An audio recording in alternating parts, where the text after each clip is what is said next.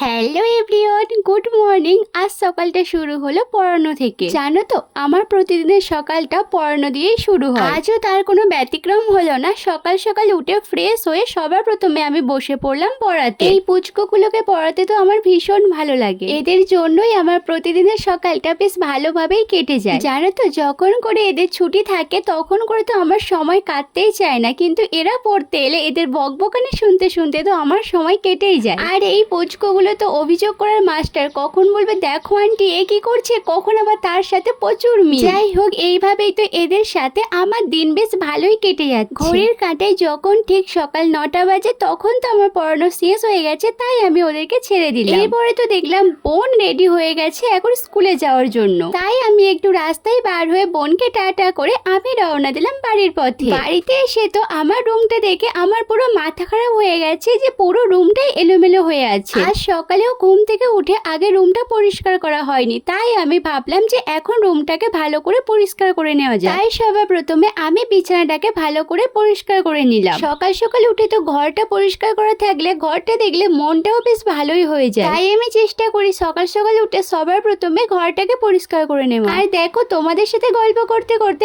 আমার তো পুরো ঘরটা পরিষ্কার করা হয়ে গিয়েছে। আরে না না, একটু ভুল বললাম, পুরো ঘরটা নয়, এখন টেবিলটা একটু পরিষ্কার করতে হবে। আমার বোনের অবস্থা দেখো, ওই স্কুলে গিয়েছে আর যত রাজ্যের জিনিসপত্র নিয়ে এখন টেবিলের ওপর রেখে দিয়েই চলে গিয়েছে। এখন আর আমি কি করব, এখন তো আমি বাড়িতে আছি, তাই এক এক করে সব জিনিসপত্রগুলো আমাকেই গোছাতে হলো। তারপরে তো আমি একটু সময় পেলাম আমার নিজের জন্য, তাই এখন চুলটা একটু আঁচড়ে নিলাম। এরপরে তো মনে হলো অনেক বেলা হয়েছে, আমাকে তো কিছু খেতে হবে, তাই এখন গিয়েছি খাবার জোগাড় করতে। ভাবলাম একা একা একটু ডিম টোস্ট বানিয়ে খাওয়া যায়। তেমন ভালো তো আমি রান্না পারি না, তবে যা পারি সেটা আমার নিজের মতোই চলে যাবে। এখন আমি যেমন তেমন ভাবে নিজের মতো করে একটা ডিম টোস্ট বানিয়ে খেতে বসে গেলাম। আর খেতে হয়েছিল তো বেশ মোটামুটি ভালোই লেগেছে আমার বোন তো স্কুল থেকে এসে এই ভিডিওটা দেখলে আমার অবস্থা খারাপ, কারণ ওকে ছাড়া আমি একা একা ডিম টোস্ট খেয়েছি। আমার বোনের হাত থেকে যদি আমি বাঁচতে পারি তাহলে দেখা হচ্ছে নতুন একটা ভিডিওতে। আজ তাহলে আসি, বাই বাই।